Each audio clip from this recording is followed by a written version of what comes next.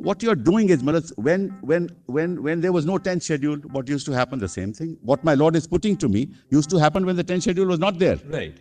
So you are going back to a state where the 10th schedule is not there. That's my answer. Because that's exactly what your lordships are putting to me. Can't the governor, looking at the fact that these people now say they want to withdraw support, they may be disqualified as a separatist. Then your submission would be that now we are really in that wrap-up mode of, putting everything together in the mind. So if you could help us do that and formulate what you have to It's say, all let out in the note that I have given. Excellent. So, Mullahs, we don't have to really travel anywhere else. That's right. Mullahs, I just wanted to mention one other broad point, Mullahs, before your lordships will allow me to respond to your lordship's query a little later, if your lordships permit me to do that. I just wanted to make one other broad point, Mullahs. And that is, if my lords look at Article 180, Sub-Article 1.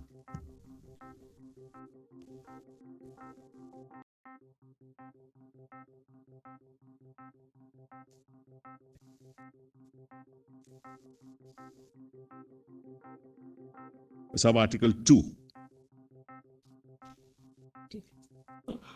1 or 2, Mullahs, both may be read together.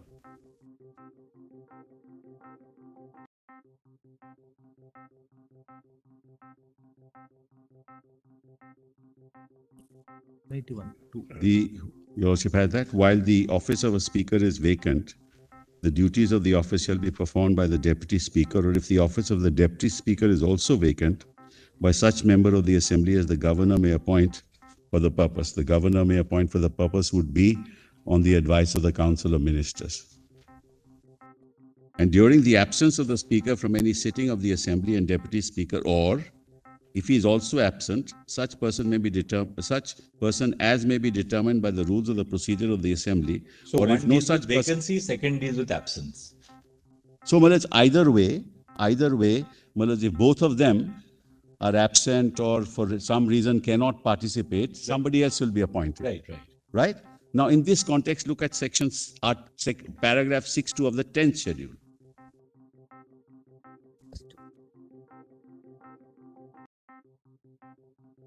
They have to be read together. It's just another broad point I wanted to make before your lordships.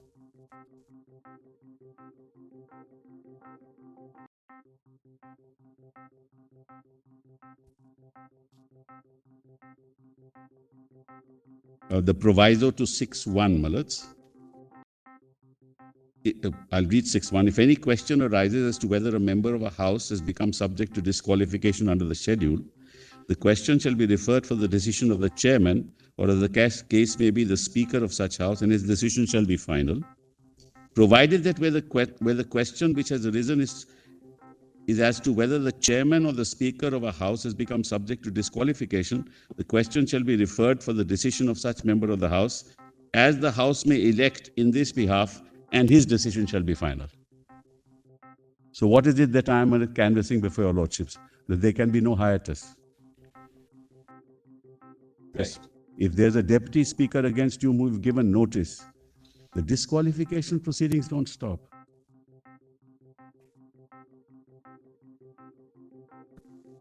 That's my first Mullahs. At the outset, I made that submission to your lordship. They've not answered it. That's why the order of this court on the 27th, saying that, all right, you can file your reply, Mullahs, is as Mullahs the proceedings won't go on. Is as if their proceedings won't go on. Because somebody else would have presided Mullahs over the house and proceeded with the disqualification. This is the problem with the Nabam Rabia judgment now. So it gets referred. And the deputy speaker cannot decide. Until the decision of the committee of the house is taken, what happens in the interregnum? Which decision of which committee? This question as to his disqualification is referred to the committee. Yes. Right? Committee is looking into the matter. In the meanwhile, what happens? No, Mullahs, the person elected as the speaker then, or chairing the house, will decide. There is no committee. Read with 180. Yes. There is no committee. So, therefore, Mullahs, all this not dealt with in Nabam Rabia. What's the ground for removal of the speaker? That's the other point I wanted. No ground. I'll show your lordship that notice. Nothing. So that was not a disqualification. He was not being removed under Yes, disqualification under the 10th schedule. correct.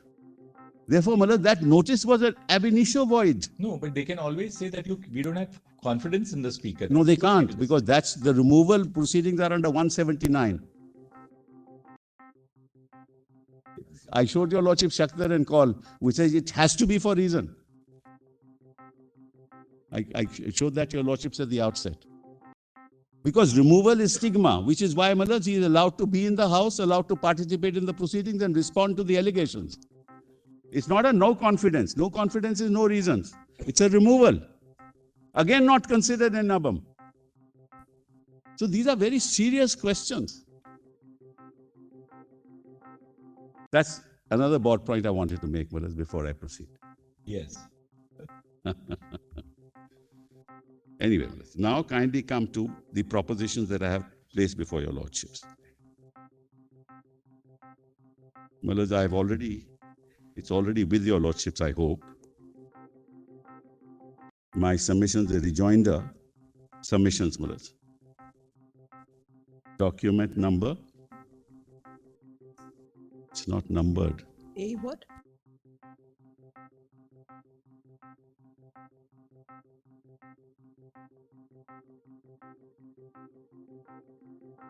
In rejoinder on 14th of March.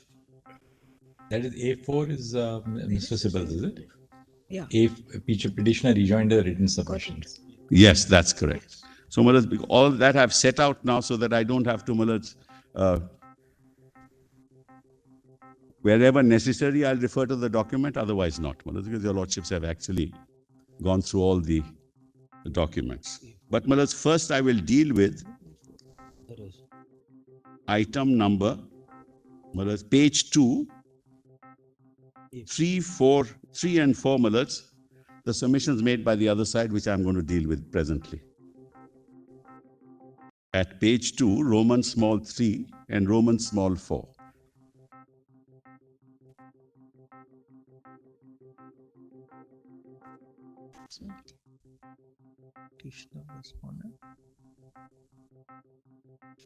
Their argument was, Malad, as your Lordships will notice. Page 2. Yes, Malad, 3 is the respondents have not incurred disqualification under the 10th schedule because their claim is not that there is a split, but that they represent the Shiv Sena. That's their case, which has been decided by the Election Commission in their favor, that there is no distinction between the legislative party and the political party, and the 10th schedule does not stifle the right of the legislatures to dissent. That's their argument. I hope I have encapsulated, Malad, accurately. Then next 4, respondents have not incurred disqualification under 2(1)(b) of the 10th schedule because the respondents had appointed their own whip, Shri Bharat Gogavle, on the 21st of June, and they have obeyed the whip issued by Gogavle. The legislature party has the right to appoint the whip, relying on members of Maharashtra Legislative Assembly disqualification on grounds of defection rules. I hope, Malad, that's a correct articulation of what they've said. Now, Malad, our answer, kindly straight away we'll come to the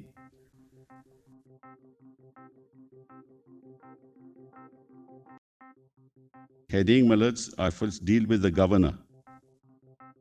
Why don't we deal seriatim with your submissions actually? Governor, from A onwards. All right. That I can might be do that. better I so thought that I you would finish the governor first and then. Yeah, exactly. That is A at page 3. Three. Capital A. Capital A, yes. A, Governor's decision. that's correct. Give me a minute. Yes. It's capital A. Non-recognition of factions under the Constitution. That's the one, Malad? No. decision. Page 3, page 3. Page 3A. Page 3 bottom. Top. Para 5. Para 5. Yes. Oh, okay, yes. Yes, governor's decision. The respondents contend that it is the duty of the governor to hold a floor test. The only constitutionally ordained forum is the assembly, and further contend that by whatever process or means the governor can gather the information that was required, which raises a credible doubt as to the majority of a government in power. In support of this contention, reliance was placed on the law laid down by this Honorable Court in Bomai and in Shivraj. That's their case. It is respectfully submitted that the respondent's contention is misconceived and is based on a misreading of the law in Bomai and Shivraj. It is settled law that the governor's decision to call for a trust vote is subject to judicial review, and the same is liable to be quashed if it is based on extraneous considerations.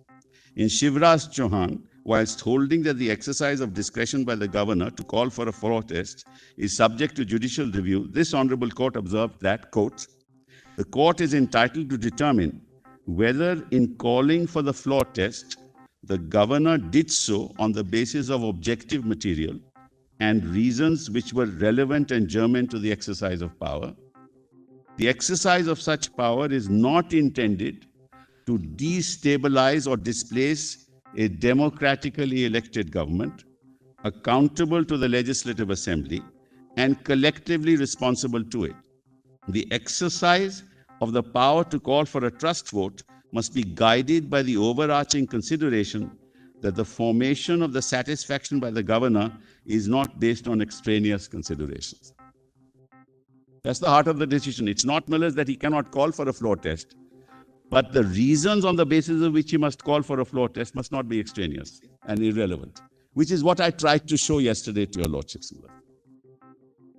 Then, Millards, the governor cannot resort to whatever process or means to gather information which casts a doubt on the confidence enjoyed by the government in the assembly.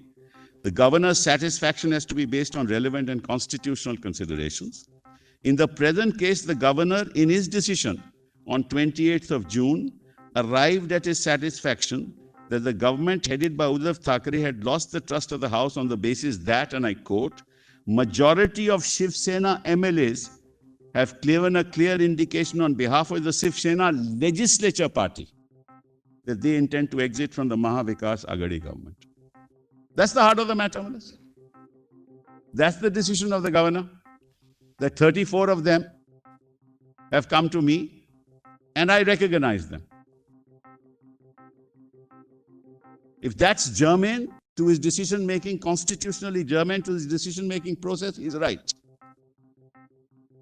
And that's why I said to your lordships yesterday, and I gave your lordships the Sarkaria Commission, that the governor can only deal with alliances. He can only deal with parties. He cannot deal with individuals. Otherwise, there'll be havoc.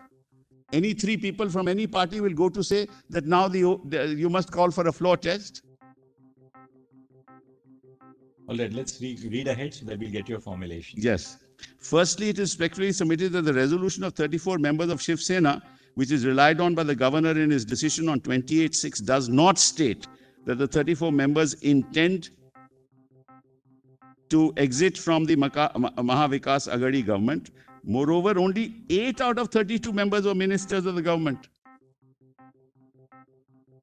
The rest were not ministers. So how could he say that they want to move out of government? Only 8 of them. Thus, the governor has misread the resolution of 34 Shiv Sena MLAs as demonstrating their intention to exit from the Mahavikas Aghadi government, and consequently his satisfaction about the lack of confidence enjoyed by the government is based on extraneous and irrelevant considerations. Secondly, para 7 of the governor's decision makes it clear that the governor based his satisfaction on a claim made by a majority of Shiv Sena MLAs against the government formed by his own political party, their own political party.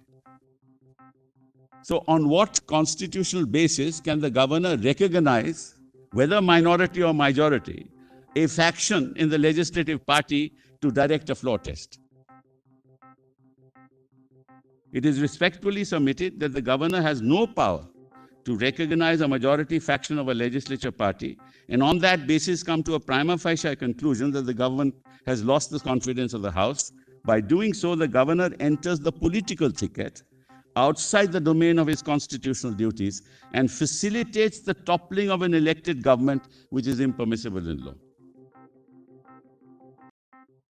Paragraph 3 of the 10th schedule, as it stood prior to its deletion, stipulated that where a member makes a claim that he and any other members of his legislative party constitute a group representing a faction which has arisen as a result of a split in his original political party, and such group consists of not less than 1/3 of the members of such legislature party, the same would constitute a valid defense in a disqualification petition filed against such members under paragraph 2 of the 10th schedule. Well, my lord asked me this, a question related to this. Well, paragraph 3 said not less than 1/3. It could be 75%. So it envisaged a situation where the majority would go away. A minimum being 1/3. And give that protection. After it was deleted, neither 1/3 nor 75 will get protection. That's the consequence. And Mullah, if your lordships reads paragraph 3 with me for a minute, well, it's very interesting. Original paragraph 3. Statute compilation, PDF page 50.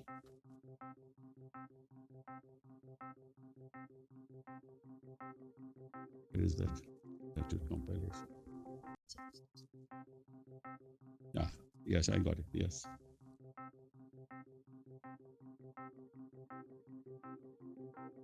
Yes, now kindly see paragraph 3 as it was. It's at page 48, PDF 50.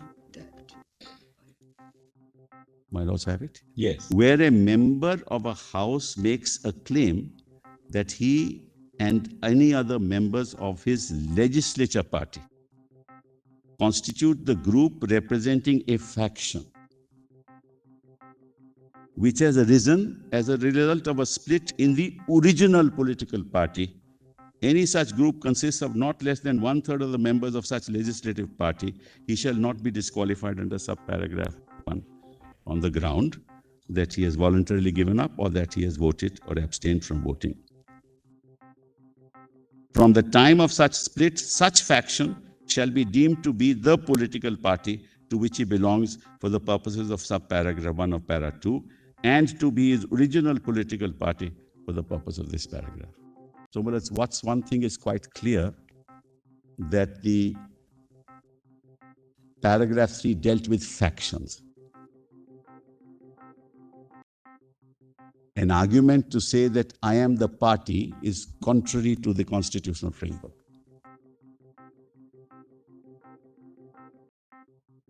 Because he is not the party. Because the party is registered, Mullah, under section 29A of the Representation of Peoples Act. The office bearers of the party are communicated to the Election Commission. And Mullah, the constitution as accepted is the final document. He can't now say, I am the party, because the party with the Election Commission and the party with the Speaker is only the members of the legislature belonging to that political party. So you can't say, I am the party. So that proposition is unfounded in constitutional law. So I'll read, I go back, Mullah, to my submissions. So, Mullah, I go back to my page 5. Thus, paragraph 3 as it stood, I'm sorry, you also have that? Yes. Yes. Thus, paragraph 3 as it stood recognized a faction of the legislature party arising as a result of a split in the political party. And Mullahs, your lordships have now read all the documents till July the 4th. Is there any reference to any split? No reference. No mention of split.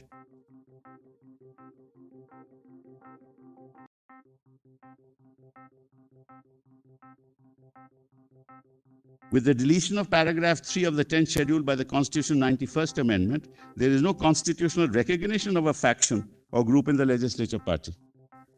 Reference is invited to petitioners' written submissions 160 to 163. Mullahs, your lordship have it. I've given the page so that it's easy, Mullahs.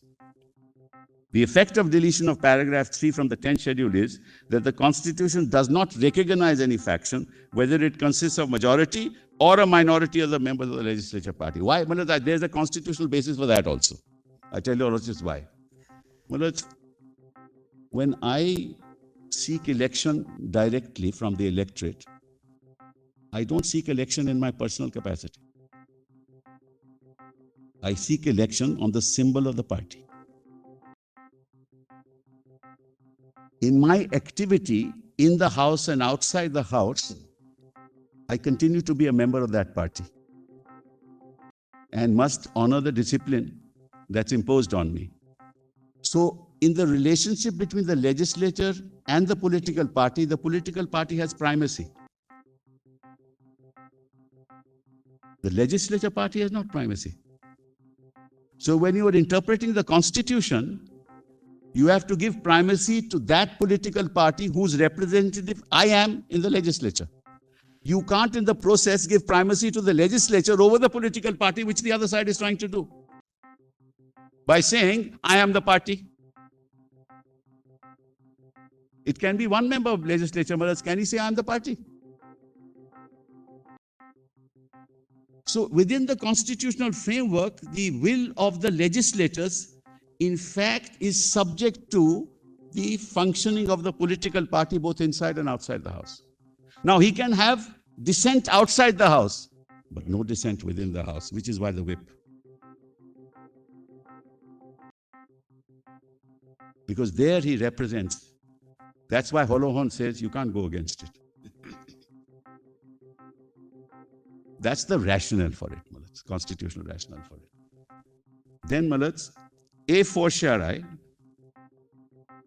therefore, the concept of a faction asserting itself in the legislative party and acting dehors the political party or calling itself the political party is not contemplated by the law, and any such claim will be per se fall foul of paragraph 2 of the 10th schedule. Parliamentary democracy only recognizes alliances between political parties and not an alliance between a political party and a faction of a legislature party. That be constitutional harakiri, Malats. Reference is invited to the order of preference to be followed by the governor as stipulated. Malats, kindly have a look at that page only, Malats. Kindly come to my written submissions, page 101, Malats. Right, 101.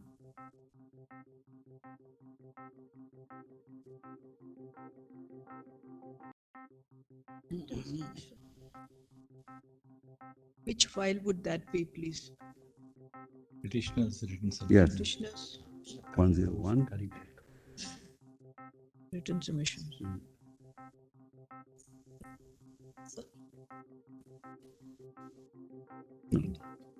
Page.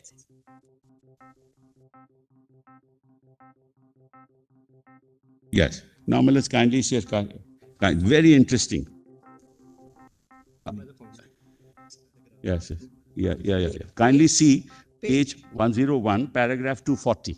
Yes. Yes. It is submitted that the governor cannot recognize the rebel MLAs and of political parties, as that would ring a death knell on the working of a multi-party democracy. The Sarkaria Commission's recommendations approved by this Honorable Court in Rameshwar Prasad also categorically emphasize the importance of sanctity of the party system and states that the governor, in arriving at a satisfaction to invite a chief minister, can only recognize alliance of parties and not an alliance of a party, in this case the BJP and rebel MLAs of another party. In this regard, para 65 of Rameshwar Prasad reads as follows. Para 4.11.04 of the Sarkaria Commission report specifically deals with a situation where no single party obtains absolute majority and provides the order of preference the governor should follow in selecting a chief minister. Now, this is final. What does it say? The order of preference suggested is 1, alliance of parties that was formed prior to the election. So parties, alliance of parties. 2, largest single party staking a claim to form the government with the support of others, including independents. Again, largest single party. 3, post-electoral coalition of parties with all the partners in the coalition joining the government. And 4, a post-electoral alliance of parties with some of the parties in the alliance forming a government and remaining parties, including independents, supporting the government from outside. There is no space for factions when the governor has to appoint a chief minister. Now, Malaj, if all of Shiv Sena had gone to the BJP, governor will call for a floor test. If the Shiv Sena itself had gone.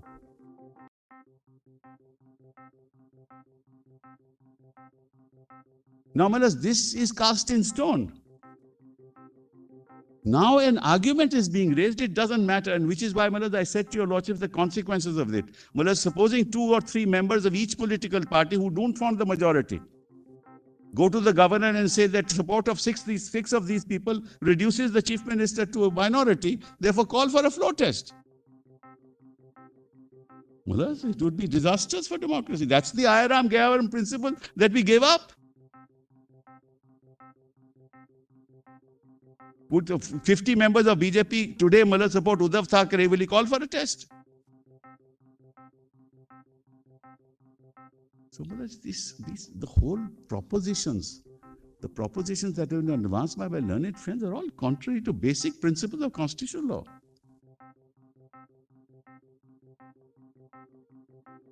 I go back, Malaj, to my submissions. So, Malaj, Para 20. Therefore, the recognition of a faction of a legislative party as the basis to cast a doubt on the confidence enjoyed by the government in the House would be an act of constitutional impropriety and legally mala fide. It is respectfully submitted that under the constitutional scheme, a member of a legislative assembly set up by a political party does not have any independent identity in the House. Dehors the political party on whose ticket he is elected to the House. The same is clear from the following. Now, this is important. Kindly see Article 170 of the Constitution and kindly see Sub-Article 1. Subject to the provisions of Article 333, the Legislative Assembly of each state shall consist of not more than 500, not less than 60 members chosen by direct election from territorial constituencies in the state. Well, I mentioned that to your lordships yesterday. Delimitation Commission, territorial constituencies, direct election from the territorial constituency. Now kindly come, let's go to item 2. Under 7.1 of the Representation of Peoples Act 1950, the total number of seats in the Legislative Assembly of each state is as shown in the second schedule. Further, Section 7.3 of the Act provides that the extent of each assembly constituency shall be as determined by the orders of the Delimitation Commission made under the provisions of the Delimitation Act. I don't have to read it, your losses may take it, that's correct. We'll waste time otherwise. Then come to 4. The first step in the process of nomination, Section 33 of the Representation of People Act, prescribes that each candidate desirous of being elected to a seat is required to deliver to the returning officer a nomination paper completed in the prescribed form. The provision itself differentiates between candidates set up by a recognized political party and those not set up by the party. That's Section 33. No, let's not read it. That's up. Nobody can doubt what I have said. So otherwise, it'll take time. Next, the relevant rule in the conduct of election rules pertaining to Section 33 is Rule 4, that deals with nomination papers and prescribes that each nomination paper must be completed as per the appropriate form. The appropriate form for the purposes of election to the Assembly is Form 2B. Part 1 of Form 2B applies to candidates set up by the recognized political party. Further, as per paragraph 13B of the symbols order, a candidate is deemed to be set up by a political party only if the political party provides a notice in Form B to the returning officer which contains the endorsement of the political party as to the approved candidate on its behalf.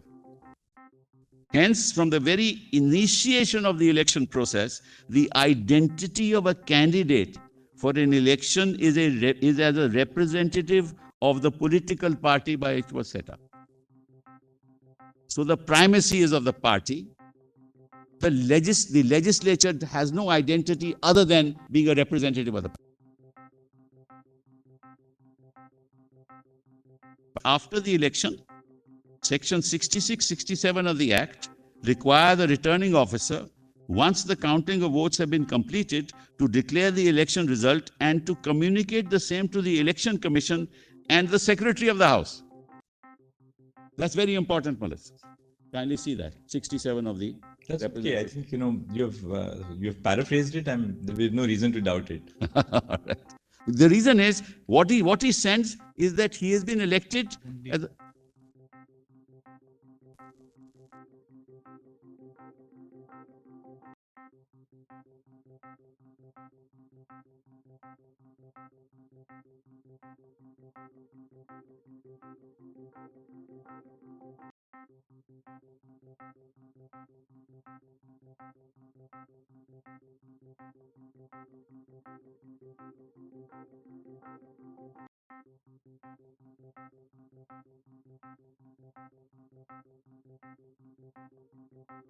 one C itself says, Malas, declaration of the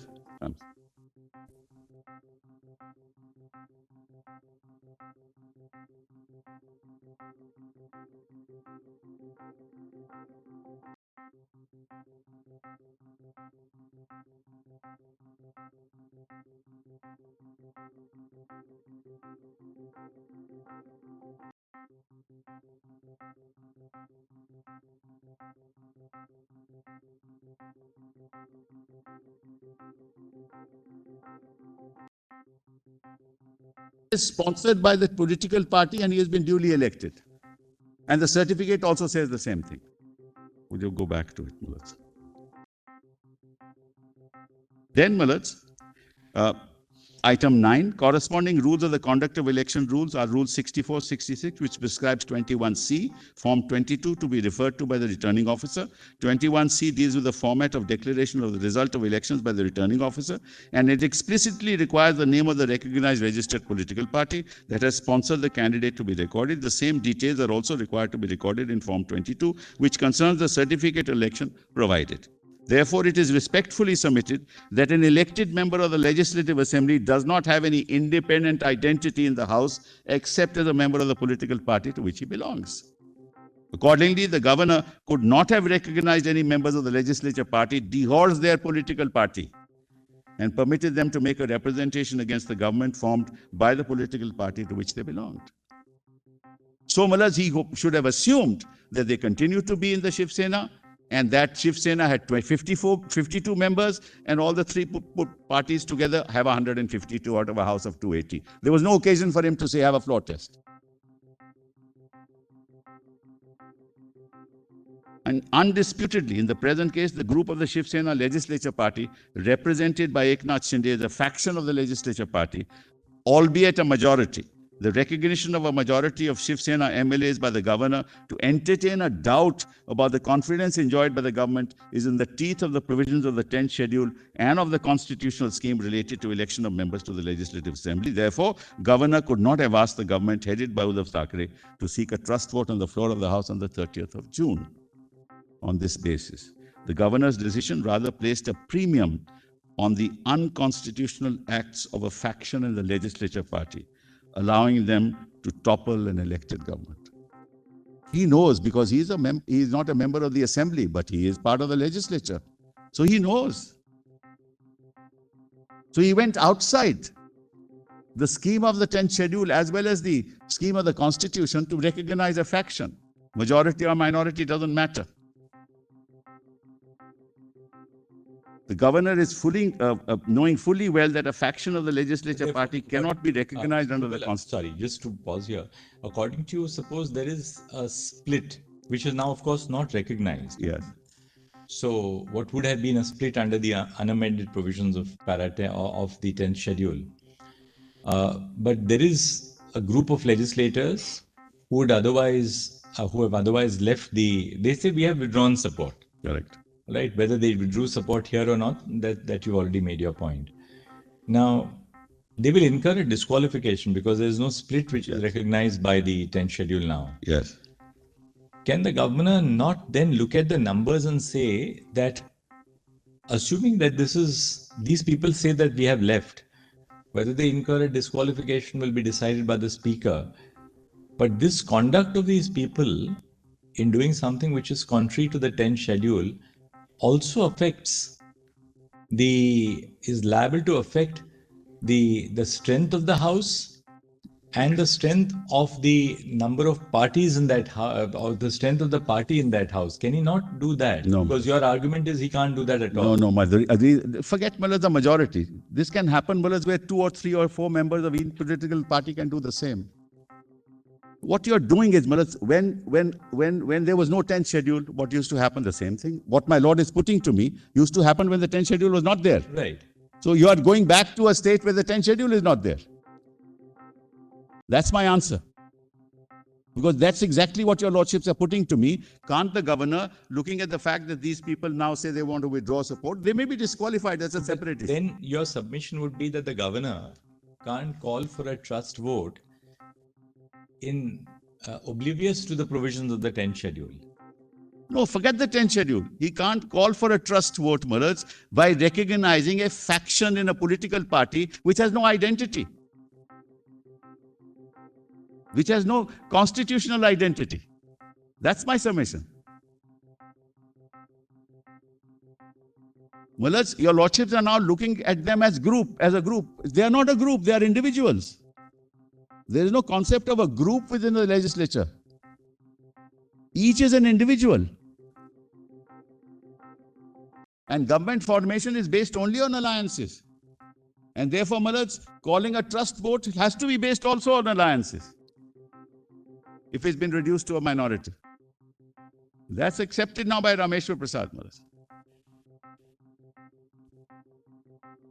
They could have followed, Maharaj, the Madhya Pradesh model.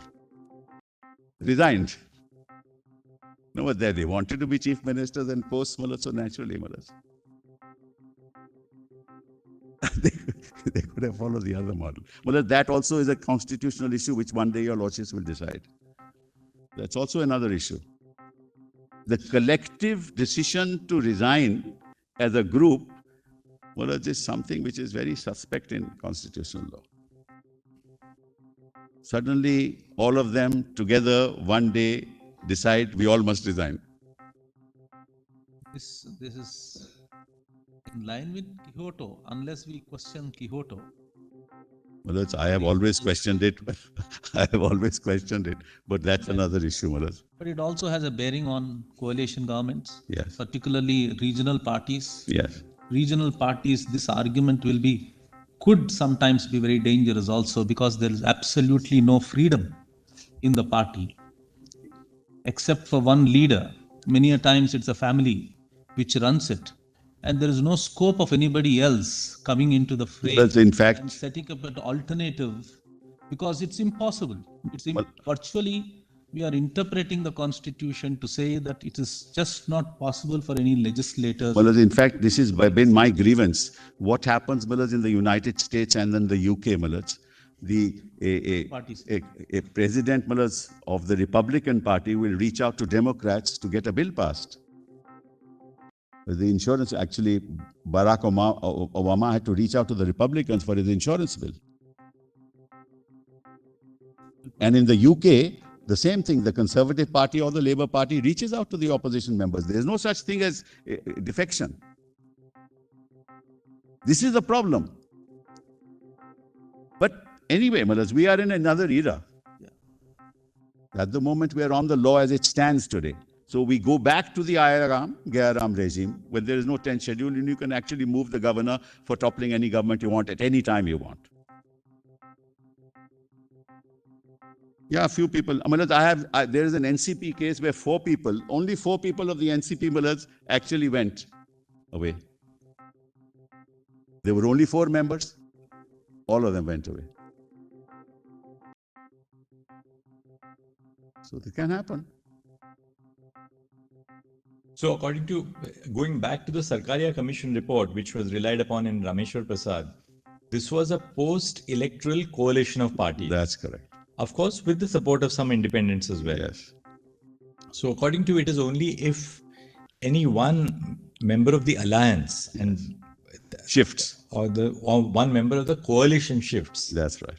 that the governor can then say that, look, as a result of one party in the coalition, one member of the coalition having shifted, Correct. or ceased to back the government. Therefore, I feel now your vote in the your confidence in the House, Yeah. the confidence of the House in your government is now liable to be affected. Therefore, I call for a trust vote. Therefore, he is not concerned with the 10th schedule at all, Malaj. Right. With the greatest respect. Right. Governor is not concerned with it. That's a separate proceeding. Whether they'll be disqualified, they may not be disqualified. If they vote against the whip, Malaj, within 15 days, I can condone it. Or if you have sent notices to 16, the others may say, now I don't want to lose my membership. They will come back. That arithmetic and that, Malaj, the consequences are not relevant as far as the governor is concerned or even the court is concerned. Court is to judge the act of the governor on the 28th of June, Malaj. Whether that was right or it was wrong. And I might say this to your lordships, Malaj. Malaj, when we enter this courtroom, Malaj, we are in a different aura. We come with hope, with the expectation that you are the only hope in this country. Power, Malaj, if you look at the history of civilization, all injustices are based on power. Whether it was the execution of Socrates, why was he executed? He was executed because he didn't believe in the Athenian gods. He was executed.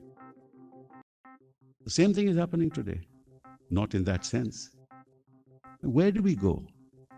Therefore, Malaj, this court's history has been so phenomenal and your footprint is the largest around the world. You are the beacon, the hope of 1.4 billion people. And you can't let democracy be destabilized in this callous, uncouth fashion. I'm sorry, Malaj. But then taking your argument to its logical conclusion, that means that the governor cannot really have regard to any individual movement of a group or a number of MLAs Yes. or MPs. That's Bomai, Malaj. Yes, exactly. Para 88 of Bomai Their says that. movement lies within the province of the Speaker Yes. under the 10th schedule. Internal dispute he can't deal with. Para 88 of Bomai, Malaj.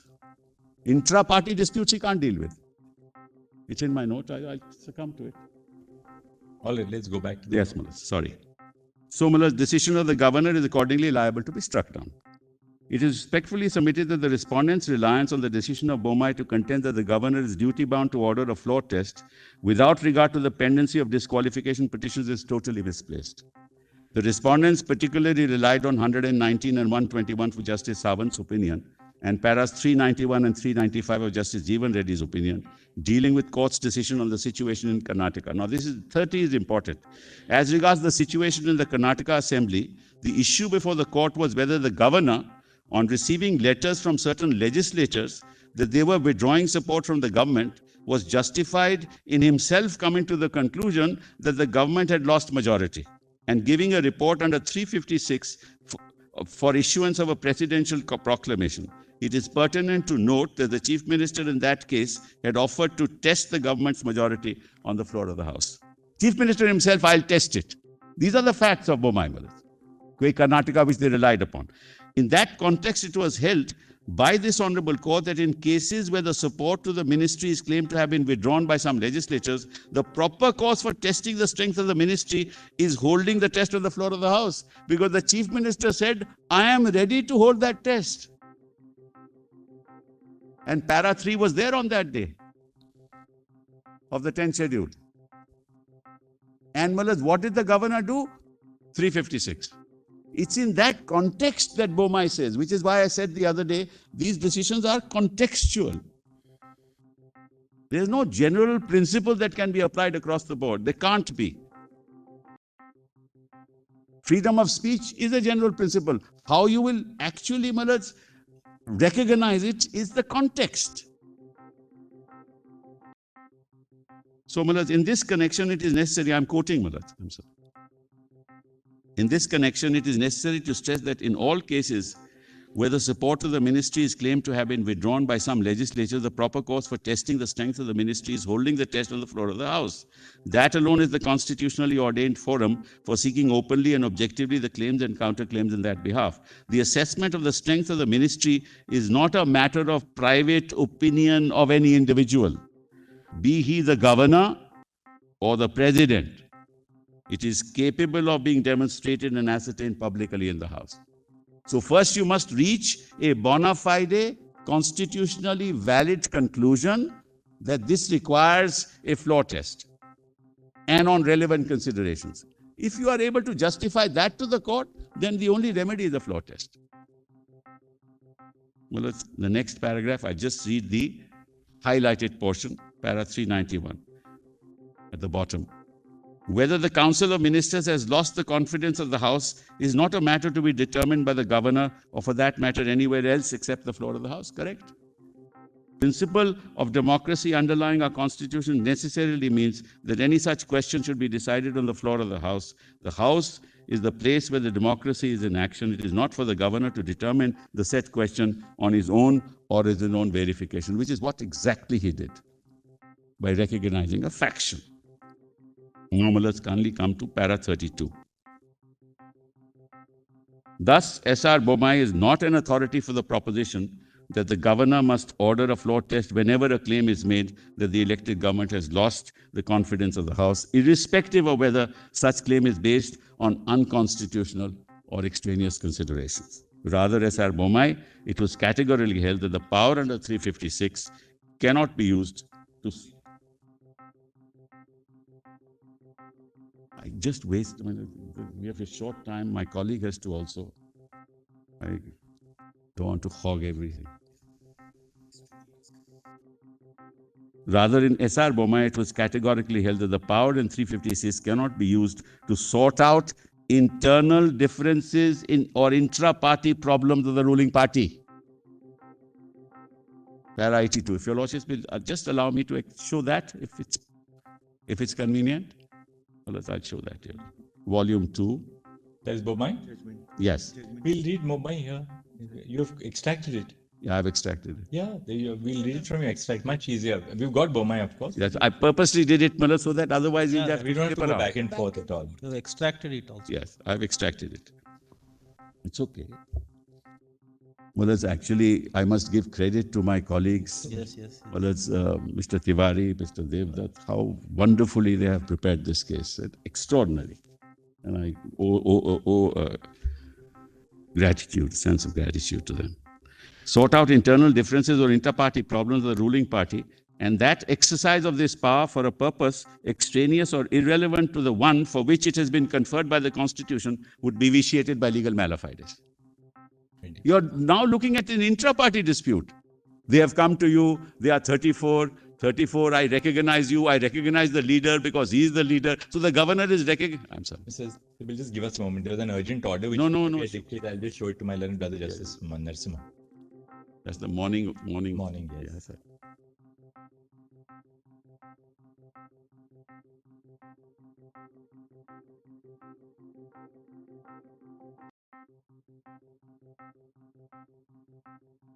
ठीक है.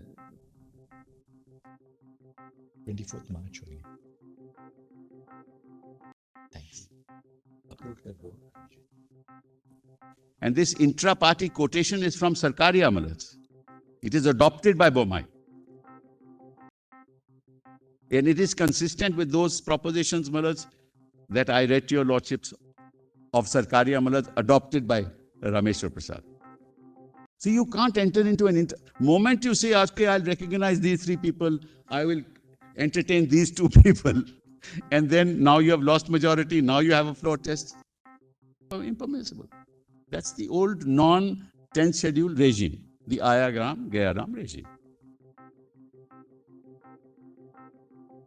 Then, crucially, para 34, S.R. Bommai, Justice Jeevan Reddy further observed in the context of the 10th schedule that we're equally of the opinion that the High Court was in error in holding that the enactment of 10th schedule or the Constitution has not made any difference. The very object of the 10th schedule is to prevent and discourage foreclosing and defections, which at the time had assumed alarming proportions. Whatever may be his personal predilections, a legislator elected on the ticket of a party is bound to support that party in case of a division or vote of confidence in the House, unless he is prepared to forego his membership of the House. The 10th schedule was designed precisely to counteract horse trading. Except in the case of a split, a legislature has to report his party willy-nilly. So, Sibal, the only problem is, I just looking at it from this point of view, the basic principle of parliamentary democracy is that a government has to be accountable to and must have the faith of the House. Now, suppose a group of, say, the government has X number of legislators, and take a hypothetical case where X divided by 2, say that we have no faith in this government, though we were elected on their ticket. Correct. They say that, look, okay, we incur the disqualification, but we don't have faith in this government. Now, going by your logic, the governor can never call a trust vote, because he will say, look, you have been elected as members of the House, you can't say that you have lost faith in which case, even though the government now really effectively has only X by 2 of its confidence in the House, the strength in the House, still the government must continue, the government has to continue. It's basically reduced to a complete minority probably. Your Lordship is absolutely right. May I answer that, Malaz? The session is on. Finance bill has to be passed. Vote against it. Government will fall. What's the problem? This is not an insurmountable legal issue, Malaz. Any vote against it. But what they want is, they want to topple the government, become the chief minister, then tell your lordships, now the speaker will decide. This is not constitutionally permissible. Your lordship is absolutely right. What time does the government lose confidence of the House, Malaz? At the time when it is reduced to a minority. At what time does it reduce to a minority? When they vote against the government. It is reduced. That's the solution. Till the time they vote against and the government becomes a minority, it's accountable to the people. The governor cannot assume that they have lost majority, therefore there is no accountability. That's not permissible as far as the governor is concerned. That's respectfully the responsiveness to the query that your lordship raised. Prime Minister Narasimha Rao ran the minority government. It's not as if governments can't be run by minorities. Point is, they don't want to lose the membership of the House. It's a double whammy, Malaz. You lose the membership, you don't become a minister. You have to fight an election. You may win, you may not win. Here, you topple the government to become a minister, you become a chief minister. Use the governor's office for that. Your Lordship, Malaz, I don't have to say anything more. My political experience and your judicial experience, Malaz.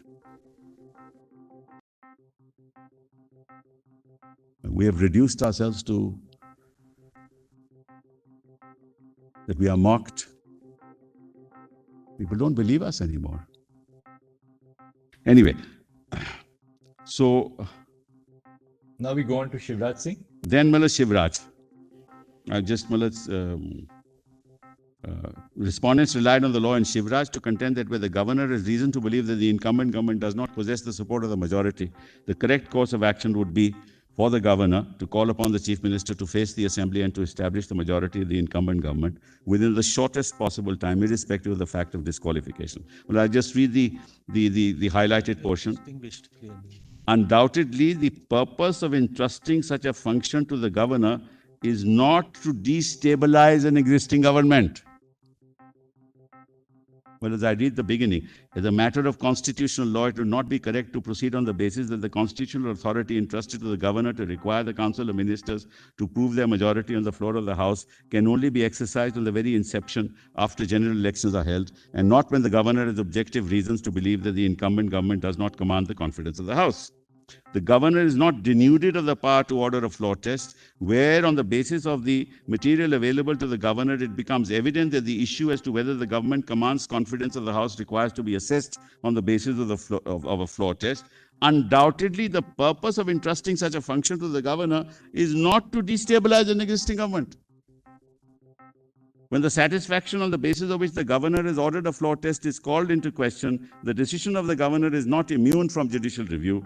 The court would be justified in scrutinizing whether the governor prima facie had relevant and germane material to order a floor test to be conducted. So we are not against the floor test, we're against the considerations on the basis of which the floor test was ordered.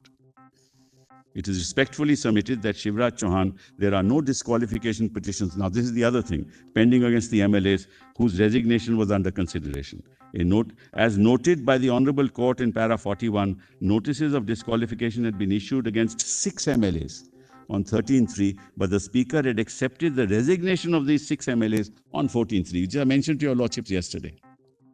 As regards the other 16 who had tendered their resignations, the Speaker had not yet accepted their resignations. When the Governor directed a floor test to be held, the disqualification petitions were not pending against MLAs whose resignations were under consideration when the floor test was held. On the other hand, in the present case, Governor's decision to direct a floor test to be held on 20, knowing full well that the very MLAs of Shiv Sena Legislative Party who the governor had recognized are facing disqualification. Furthermore, this Honorable Court's observation in para 80, the pendency of proceedings before the Speaker cannot be a valid basis to not have the confidence of the House in the government determined by the convening of a floor test, are premised on the constitutional principle that neither the court nor the governor has any right to impinge on the Speaker's power to decide on the issue of disqualification.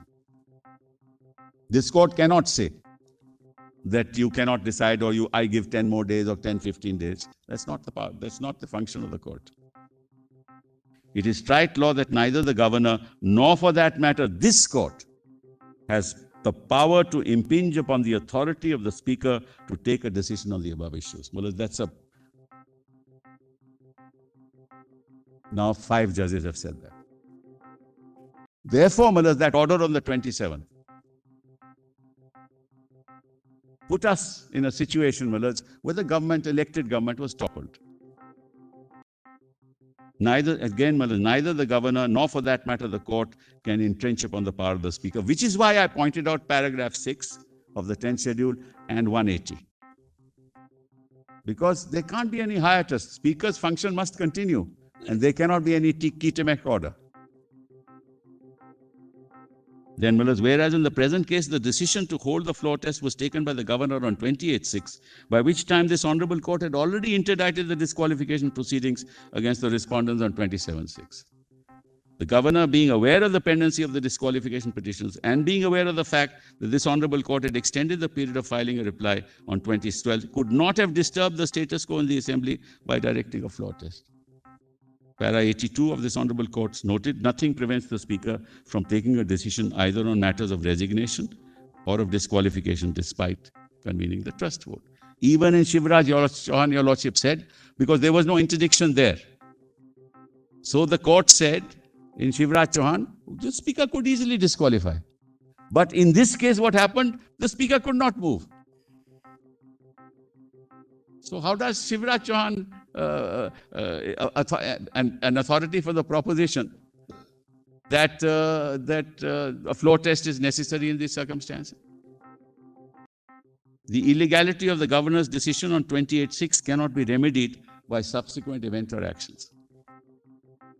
The respondents have sought to justify the governor's decision dated so and so by relying on Uddhav Thackeray's resignation on 29/6 instead of facing the floor test. Further, it has been contended that even the votes of 42 MLAs were excluded. We are still through. That's not relevant. When Bomai was decided and Bomai set aside orders under Article 356, what did Bomai say? Bomai said, we have to restore the status quo ante. It doesn't matter what happened thereafter. I'll show those mullahs when I come to that. Bomai said so. Shivraj Chauhan also said so. We're not asking your Lordship that what Bomai said was the acts that have happened in between can be validated by the court. right? Because there's legislation that is passed, there are other things that have happened. Those acts will be validated in your final decision making. But we cannot say that we can't have the status quo ante. Status quo ante, if this, that's how Arunachal Malaj was decided, how it was decided. Only on that basis. Status quo ante was restored. It also happened in Uttarakhand Malaj, when this court restored the Chief Minister Malaj by setting aside the order of the governor. So we are not saying, Malaj, that everything that happened thereafter is illegal. No, we are saying that's the molding of the relief as and when your lordships decide one way or the other. Anyway, Malaj, I'll just quickly now. Then Malaj, kindly come to 46. S.R. Bomayan Union, the court, while considering the legality of a presidential proclamation under 356 that has been subsequently approved by both houses of parliament, held that an invalid proclamation would nevertheless have to be set aside. So this argument, Malaj, that is according to an argument of frustration, because you are now saying, look, subsequent events have happened, I am the chief minister, I am enjoying the fruits of power, please don't do anything. Now there is confidence in me in the house, all irrelevant. Bomai says so. Held that an invalid proclamation would nevertheless have to be set aside, thereby recognizing the principle that the legality of an act must be tested on its own terms, and acts consequent thereto cannot give the color of legality to an action which is illegal. I have given the paragraphs, Malaj. Further, Bomai holds that upon invalidation of the proclamation under 356, the natural consequence is to restore the status quo ante. Court may, however, mold the relief in respect of subsequent acts, but when restoring the status quo ante, the court must restore the Council of Ministers and the Legislative Assembly as they stood on the date of the issuance of the proclamation. Otherwise, the remedy of judicial review would be rendered meaningless. How much more eloquent can the court be on this matter?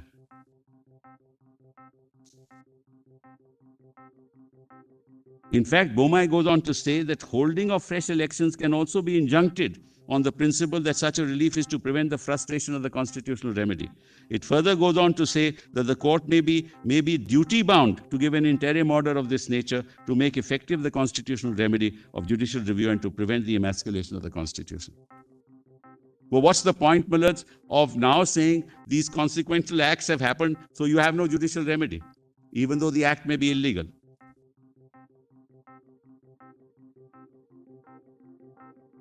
Additionally, Malaj, it is settled law that the village, let's leave that out, Malaj. So, Malaj, para 52, the legality of the governor's decision has to be determined with reference to the decision itself, not by reference to any subsequent events or facts. There is no constitutional basis for the proposition that the otherwise illegal decisions of the governor can be justified by referring to subsequent events and actions, including the fact that the petitioner participated in the floor test on the 4th of July.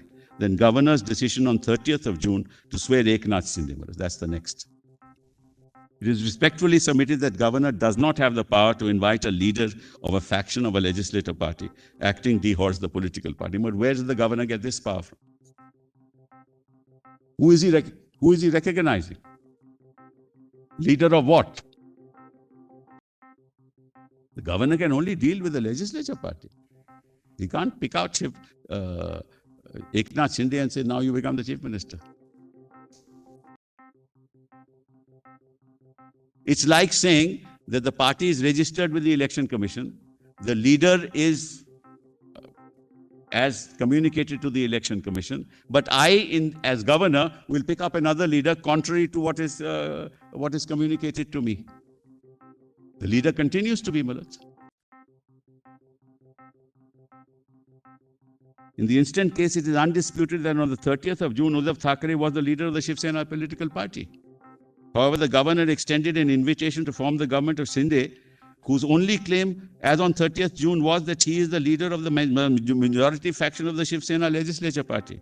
The governor, as on 30th of June, did not and could not have recognized Mr. Shinde as a leader of the Shiv Sena political party.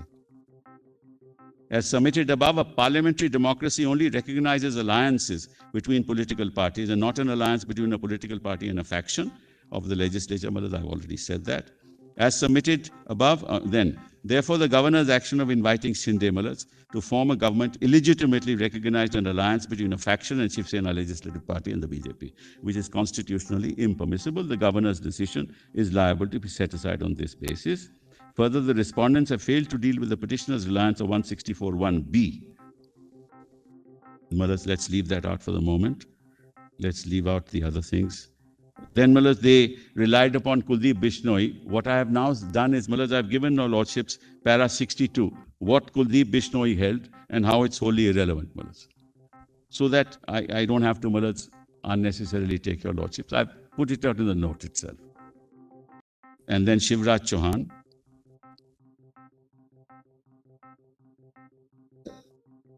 Then come to respondents. Now, this is the next topic.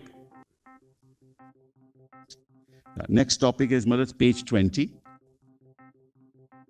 Item C, respondents based on undisputed facts on record have incurred disqualification under 2(1)(a).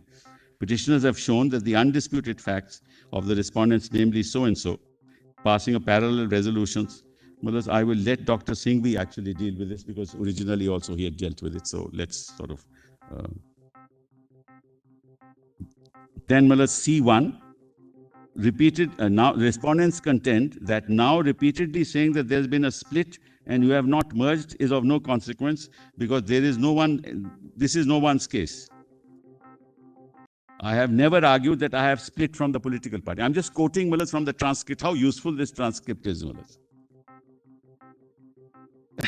I have never argued that I have split from the political party. We have never argued that we needed to merge with other parties. Those were defenses under the 10th schedule. Our consistent and continuous argument has been that we are within the Shiv Sena, represent the rival faction. Now he's accepting it.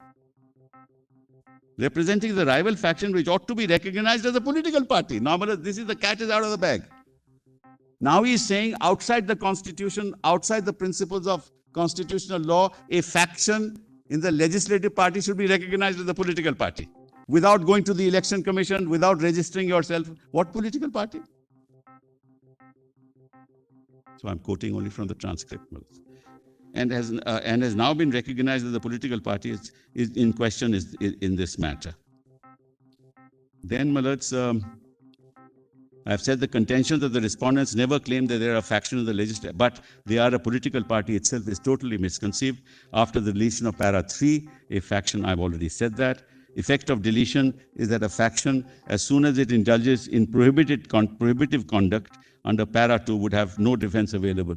So they have no defense available, Mullahs. Respondents' justification in substance is that they are the majority faction in the legislature party, which is no justification in the eyes of law. Respondents cannot avoid the inevitable consequence of disqualification. Legality of respondents' actions is to be tested based on substance and actual effect on the impugned acts. Mullahs, I will not deal with it. Now, Mullahs, forget about this election commission for the moment. Now come to Mullahs C3 at page 22. Erroneous conflation of legislature party and political party. Mullahs, I just don't understand on what basis my learned friend made this submission.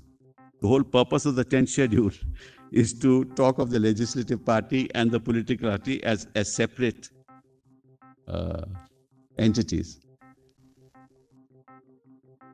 And to prevent acts which would amount to disqualification. That's the whole purpose.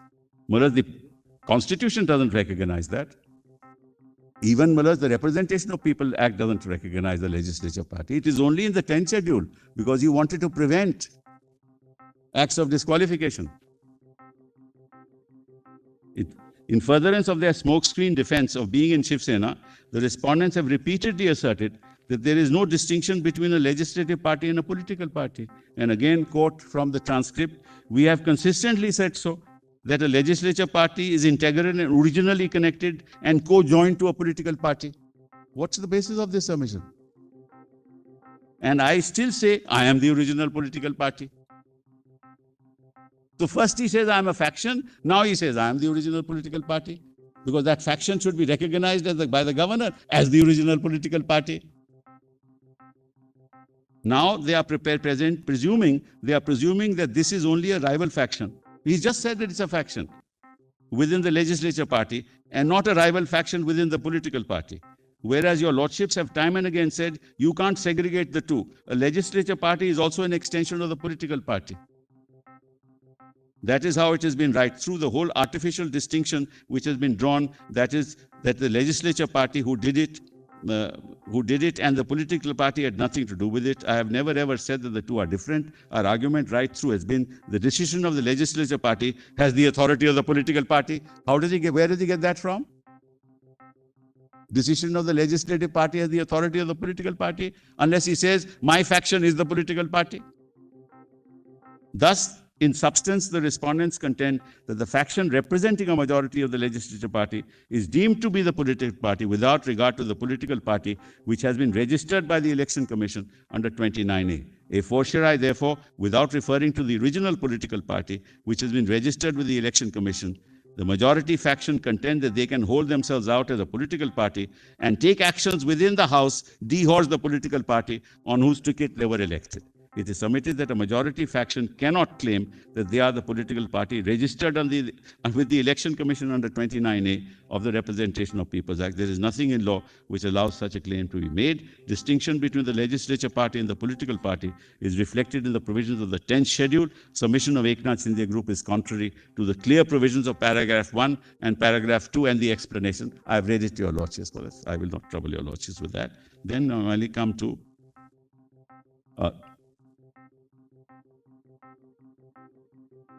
Namalas para 83, if the respondent's submissions were correct or were to be accepted, it would create chaos within the political system with functions within the scheme of the Constitution as provided for in its various provisions, including the 10th schedule.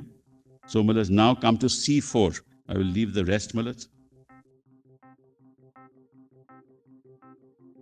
Now, Mullahs, your lordships will remember all this happened much before the matter went to the Election Commission, because there they moved on 19th July. So, Mullahs, all this is so per se unconstitutional. Now come to right to dissent. The respondents have claimed that the 10th schedule cannot be used to stifle dissent within the party, and definitely internal dissent does not amount to voluntarily giving up membership of the party. Well, this whole argument was raised in Kyoto in the context of Article 105 of the Constitution, not in any other context, and was rejected. And 105 of the Constitution, Mullahs, I'll just quickly read it to your lordships. It says, subject to the provisions of this Constitution and to the rules and standing orders regulating the procedure of Parliament, there shall be freedom of speech in Parliament. Rejected. Why? Because you are a representative of the political party and bound by the discipline of that party.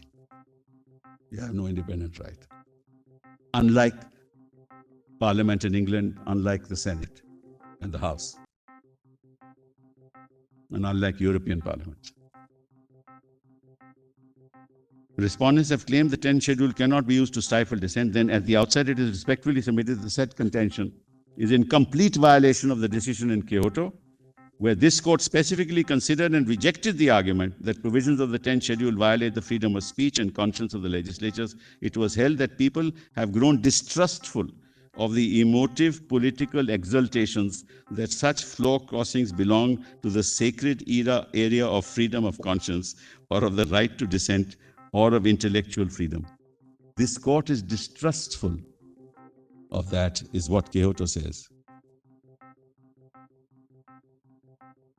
The 10th schedule, it is urged, negates those very fundamental assumptions of parliamentary democracy, of freedom of speech, of the right of dissent and the freedom of conscience. This was urged by Mr. Jethmalani. It is urged that this unprincipled political defections may be an evil, but it will be the beginning of much greater evils, of the remedies graver than the disease itself were adopted. 10th schedule, they say, seeks to throw away the baby with the bath water. So, Mullahs, all this I don't have to go through. And then, Mullahs, this went on. I will not trouble your lordships. Kindly come to para 44. Para 44 is what. But a political para, page 27, functions on the strength of shared beliefs its own political stability and social utility depends on such shared beliefs and concerted action of its members in furtherance of those commonly held principles. Any freedom of its members to vote as they please, independently of the political party's declared policies, will not only embarrass its public image and popularity, but also undermine public confidence in it, which in the ultimate analysis is its source of sustenance. And then, para 47. This is a quotation from Rodney Brazier. Once returned to the House of Commons, members' party expects him to be loyal. This is not entirely unfair or improper, for it is the price of the party's label which secured his election. Now, disloyalty is for a price which has secured him the chief ministership. If I can put it, differently. Then para 49. The highlighted portion. Unprincipled defection is a political and social evil. It is perceived as such by the legislature. People apparently have grown distrustful of the emotive political exaltations that such floor crossing belong to the sacred area of freedom of conscience, or of the right to dissent, or of the intellectual freedom. The anti-defection law seeks to recognize the practical need to place the proprieties of political and personal conduct, whose awkward erosion and grotesque manifestation have been the bane of the times. This is recognized by a constitution court. Above certain theoretical assumptions, which in reality have fallen into a morass of personal and political degradation. And this particular litigation is a shining example of that political degradation. We should, we think, defer to the legislature's wisdom and perception, saying we know the reality, and that's why the 10th schedule, that's why they must not crossing the floor must not be allowed. And then Bomai, whatever may be his personal, I've already, personal this thing, I've already read that, so I will not trouble you. Then, now, para, respondents based on undisputed facts on record of incurred disqualification. I will not do that. I let my learned friend deal with it. I actually mentioned it yesterday. Every act of theirs from the 21st onwards is an act in violation of 21A. Every act of theirs, which is undisputed. 21B, of course, but that's afterwards. Yes. Then, now, E is the decision of the Election Commission under para 15 cannot efface the disqualification income. But whatever may be the consequence, that disqualification has already happened. Even if the Election Commission's order is right, which is ex facie wrong, but we'll deal with it separately. This disqualification has happened. That cannot efface the disqualification. That's the purpose of this particular paragraph. So, I will. Then the order dated 27/6, interdicting proceedings before the Deputy Speaker, in effect, created a hiatus in the operation of the 10th schedule. I've already dealt with that, so I won't trouble your lordships with that. And then the list of dates. Then the only thing I have to now, is to go back on my written submissions. On my written submissions. Original written submissions. Yes. Now, I want your lordships to look at the chapter relating to whip. In your rejoinder? No, it's my original submissions. Yes. Chapter relating to whip. That is PDF page 70 in my written submissions. 70 on mine. 70. 70. So just have a look at it. Chapter 7. Yes. Chapter 7 on whips. And they did not address your lordships on this at all. The only thing they gave was that document which I showed to your lordships yesterday. Only one thing which they have said about Yes. whip is Yes. that they have referred to the disqualification rules. Yes. Oh, yes, I have to deal with that. Perhaps you may want. I'm sorry, I should. In my, related to 3(1). I'm going to show that immediately, but that's my mistake. I should have, in my desire to finish quickly, kindly go to those disqualification rules. There is compilation, Malaj. Rule you will have to. Yes, statute compilation.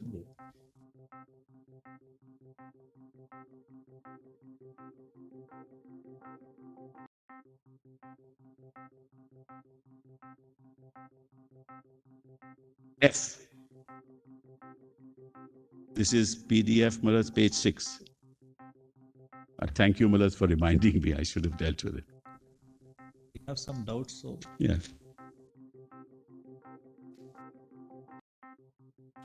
Yes. Malaj, definition of leader. Your ladyship has it, my lord has it. Yes, we have it. Leader in relation to a legislature party means a member of the party. What is he referring to? He's reading Maharashtra layers to say.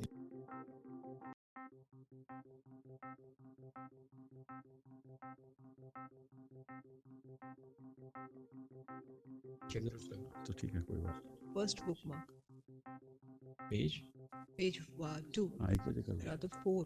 5 and 6. तुमको भी Definitions. time मिल Definitions. Oh, okay. हाँ। Yes. Thanks. So PDF Yes. 6. Yes. 6.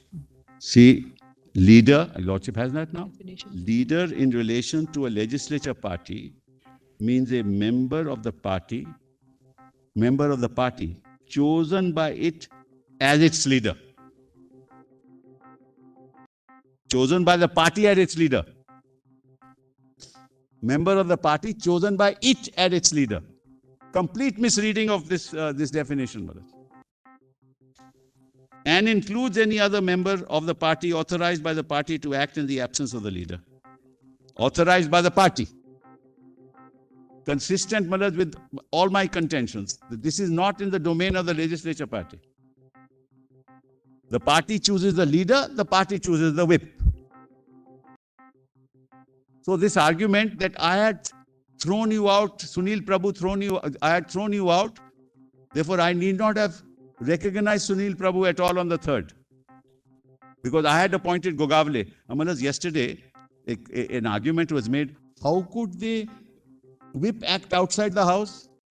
Malas, what were they doing in Assam? Appointing a whip outside the house? They made a serious argument yesterday. This is a whip, how could they do it outside the house? So you're sitting in Assam in the lap of the BJP and you are displacing a whip which is recognized by the political party and conveyed to the speaker, and these office bearers are there on the record of the register of the assembly. And you say Gogavle is the whip? I mean, it's per se voluntarily giving up membership. You say I continue to be the leader. On what ground? You've been removed on the 21st of June itself. So how are you the leader? Well, kindly look at it this way for a moment. Well, supposing I say I am the party, what should I do? I should go to the party, call a meeting. There are rules of the party. Go and establish your majority in the party and then become the chief minister. There may be no dispute in the legislature party. Take a case, Malas, where there is no dispute in the legislature party. What would a person do if he says that, look, I am the party? He will go to the party. He can't do it any other way.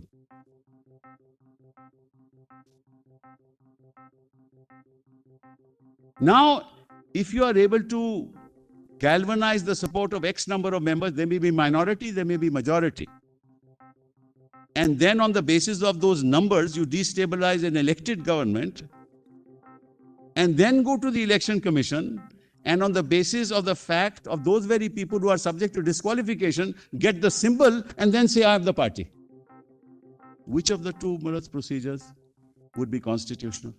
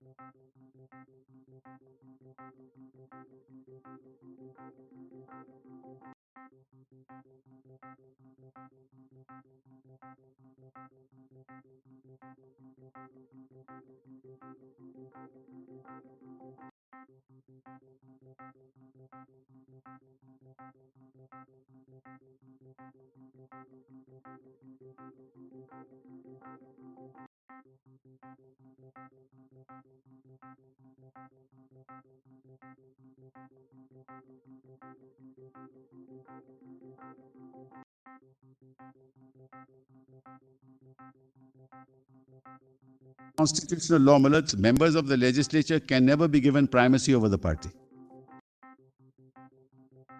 Can never be given. Because they are individual members, Malad.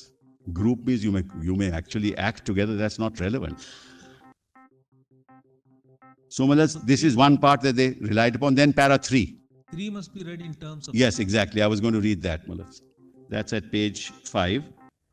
The leader of each legislature party, other than a legislative party consisting of only one member, shall within 30 days from the date of commencement of these rules, or where such legislature party is formed after such date within 30 days from the date of its formation, or in either case within such further period as the Speaker may for sufficient cause allow, furnish the following to the Speaker: a statement in writing containing the names of members of such legislature party, together with other particulars regarding such members as in Form 1, and the names and designations of the members of such party who have been authorized by it for communicating with the Speaker for the purposes of these rules.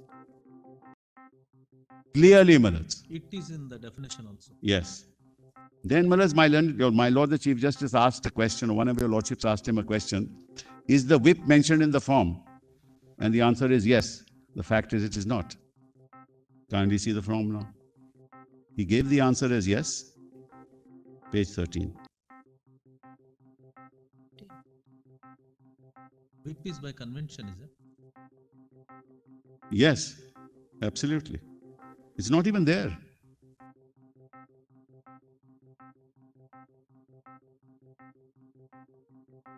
Party affiliation, that's all. Item 5. Date of election, date of signing of the form. Which form is this? This is Form 1, Malaj. Form 1. Name of the legislature That's party, all. name of the corresponding political party. Yes. There's no question of whip. No question, Malaj. That's something that's appointed by the party. Page 5. Page 11.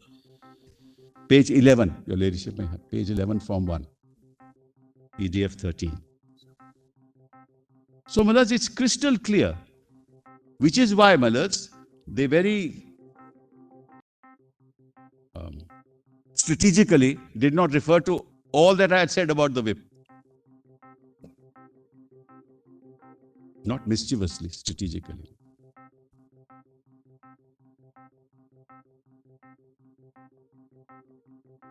Huh? Yes, Malaj. I was on petitioner's written submissions on this, Malaj. Yeah. Petitioner's written submissions. I got it. Yeah. That's at PDF, Malaj. Page 70. It's for lunch because we'll relax a little.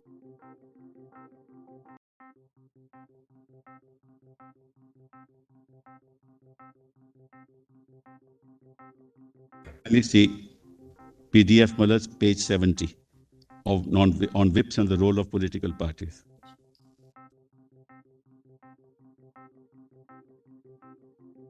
Yes. So, Malaj, he said there's no distinction between legislature party and political party. See the definition. Subject to provisions of paragraph 4 and 5, a member of a house belonging to any political party. Where are you reading? Page PDF 70 in my written submissions. On whips and the role of political parties. Yes, yes. Which, Malaj, they didn't deal with it at all. Read in detail, Mr. I'm sorry? Well, that one you had read very much in detail. In fact, we've highlighted Originally, yes. that. I highlighted the history, how a whip was, Malaj. All that I said, but they didn't deal with it at all. Their argument was, no, the legislature party appoints the whip. And they gave that document to your Lordship, Malaj, which is contrary itself to the record. Because that's a Rajya Sabha member, Malaj, appointing with it. So, Malaj, I've done with this part of it. Now, a bit about, Malaj, Nabam Rebia, if your lordships will permit me. Well, as far as Nabam Rebia is concerned, Nabam Rebia does not take into account the ambit of Article 179 of the Constitution and the concept of removal in 179.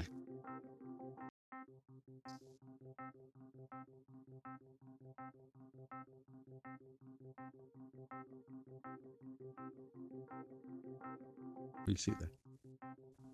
First one is 179C.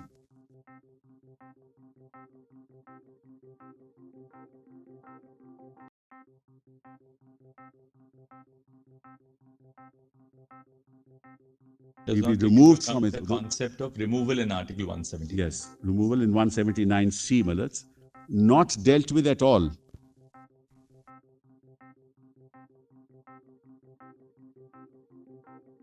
In that context, yes, kindly have a look. Provided that no, it's like not a no confidence for which no reasons have to be given.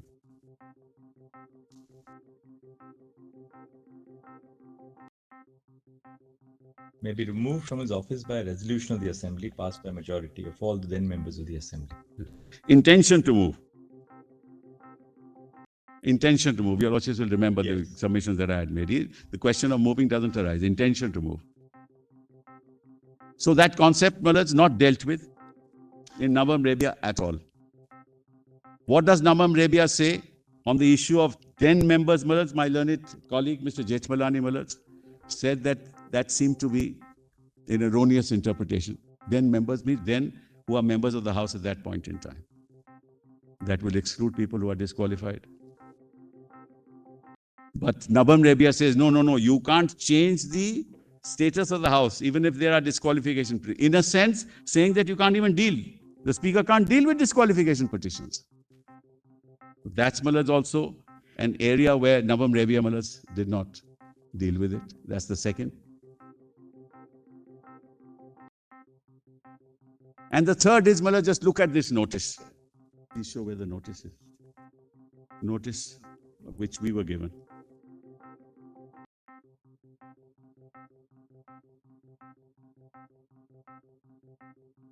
Para 235 or what? Nibam. Nabam. No. I am talking about the concept of removal. I'm not talking about, we are not here talking about whether the article is referred to or not. Yeah, no, not the ground. This is the whole point. That issue was never raised. It was me. Many things you have said happened but didn't happen.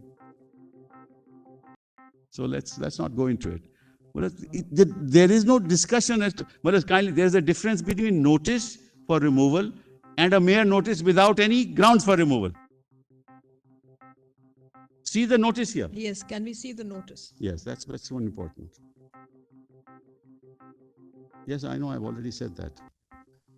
Convenience compilation, 2 Malats. Page 62 Malats, PDF. It's very interesting. PDF page? Page 62 Malats. 62. Now, Malats, kindly see.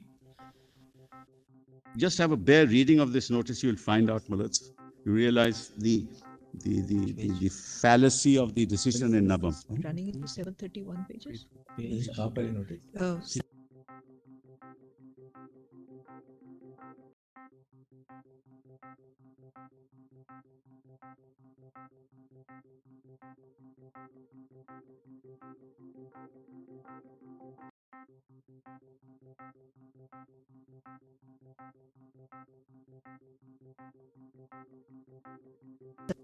PDF page 60. This is that one, Malats, which it is dated 21st June, but Malats received by the secretary, the secretariat at 11:33 on 22nd June.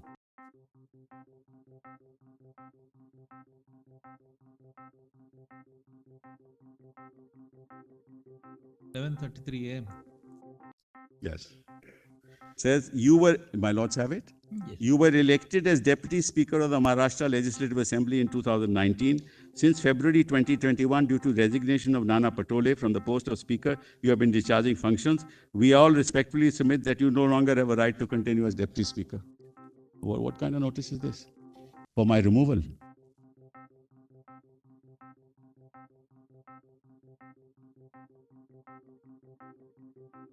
It's well-known judgment of the Supreme Court, so they rely on Navam Revia. They misinterpret Ramam. According to me, Malaz, this could not have been the law in Naban Revia. Could never have been. They write a letter saying, now, I want to remove you. That's it. It's not a no confidence motion. It involves, Malaz, consequences, civil consequences. I am holding an office under Parliament. I am removed from that office. I am not told why I am being removed.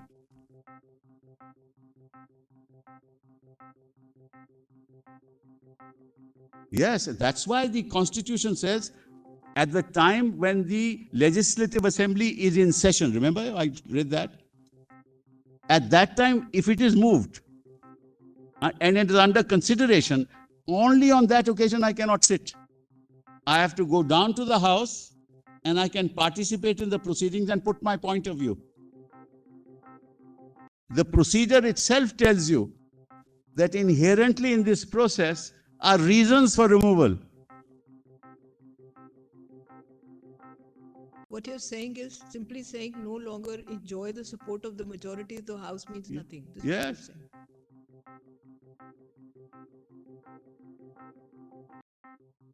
So well, Nabam Rebia has to go.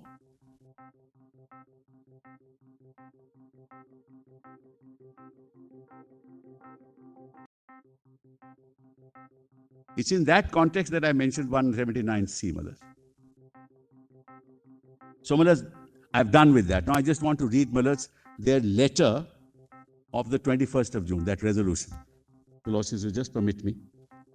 I won't take much time now. Almost done. Which was that of? Convenience compilation 2, page. Section 2, page 55. That PDF 55, Malas. PDF 55. 55. 55. 55? What's it? 55. 55 only. Is that right? No. PDF 55. Okay. Yes, Malas. Kindly have a look. 12. Read with me this. We can't. Page 42. 42 only. 42. Yes. Page 55, volume 2, Malas. 42. Yeah, page 55. Okay.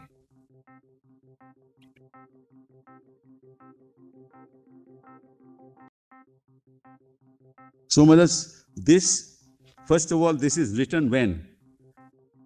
When this group, whether it's 34 or 39, are sitting in Assam.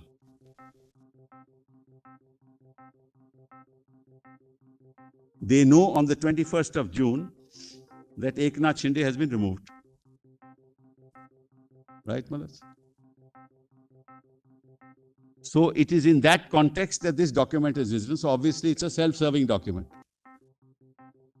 It is not a document that sees the light of the day prior to 21st of June.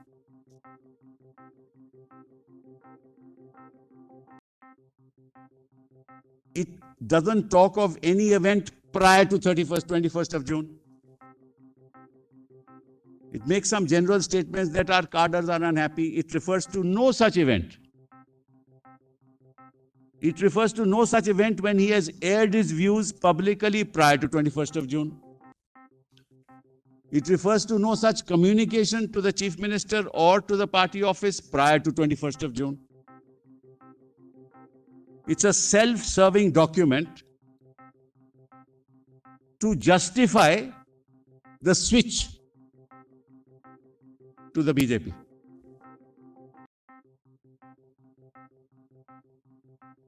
On account of corruption in the government. But till the other day, till 21st June, he was the minister. And he was the group leader. Sorry? And corruption is not relevant, Mullahs, as your lordships have already heard in Boma itself says, corruption is not relevant even for 356. Forget about this. So, Mullahs, what's the credibility of self-serving statements of a document when you're sitting in the lap of the BJP in Assam, knowing full well that you have been removed as a group leader and that Ajay Chaudhary has been appointed? Now, Mullahs, kindly see the end of this document. PDF 58.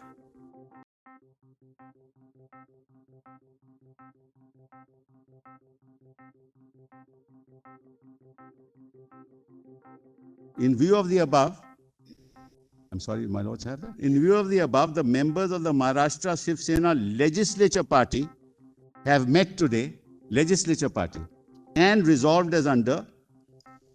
Hence, it is unanimously resolved as under. It is hereby resolved that and reaffirmed that Eknath Sambhaji Shinde, who was appointed as a leader of the Shiv Sena legislature party on 31/10, is and continues to be the leader.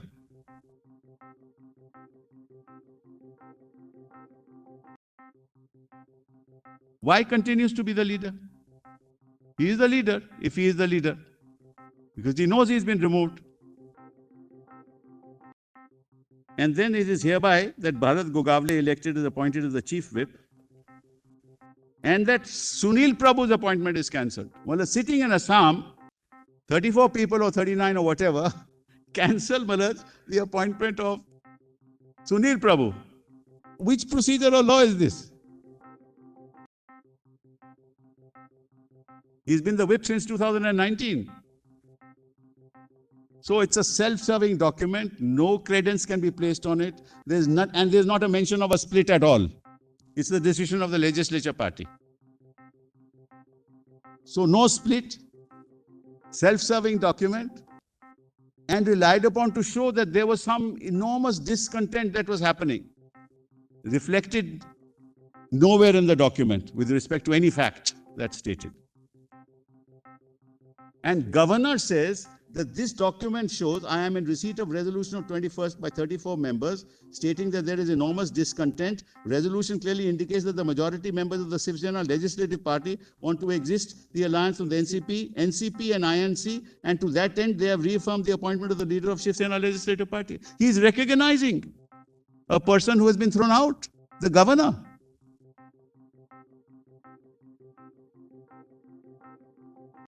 With greatest respect, Mullahs, this cannot be countenanced. You have to completely disregard this document as a self-serving document with no indication. And therefore, Mullahs, Justice Venkachalaya's observations only, Mullahs, reaffirm that we have reached the bottom of the barrel. So, Mullahs, I didn't want to say this, Mullahs. I really did not want to say this. But I'll give to the other side. You just have to read it, Mullahs, where we are going in this country. Give it to my. Read, just send it to my.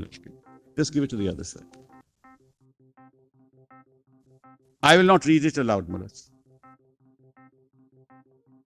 This is a communication by the governor to Uddhav Thackeray. Just give me a few more minutes, I'll have done, Mullahs. Give me just a few more minutes. During COVID times, and kindly come to the second page, third paragraph from the bottom.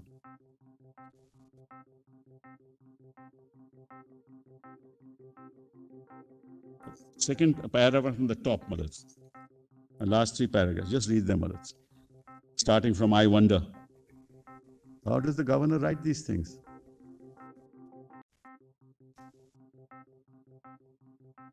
This is the state of the nation.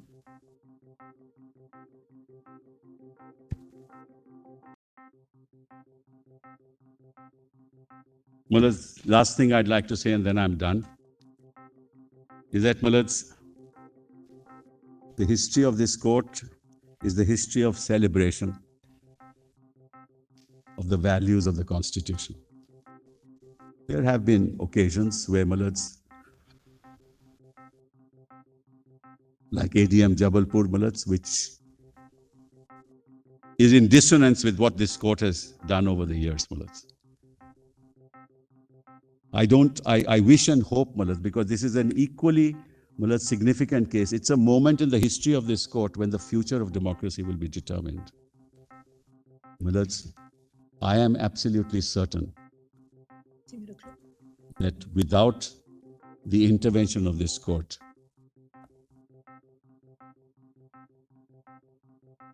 our democracy will be in danger, because no government will be allowed to survive. It is with that hope, Mullahs, that I make this plea to your lordships to allow this petition and set aside the governor's order. I'm obliged to your lordship. Thank you, Dr. Singh. Dr. Singhvi will continue at 2 o'clock. 2 o'clock. So how long will you take? About an hour. And a little bit for Dr. Yeah, let them, Mullahs. Thank you, Mr. Sibal. I am, Mullahs, I'm honored by that. We'll give you an hour at 2 o'clock. Thank you. Deeply obliged.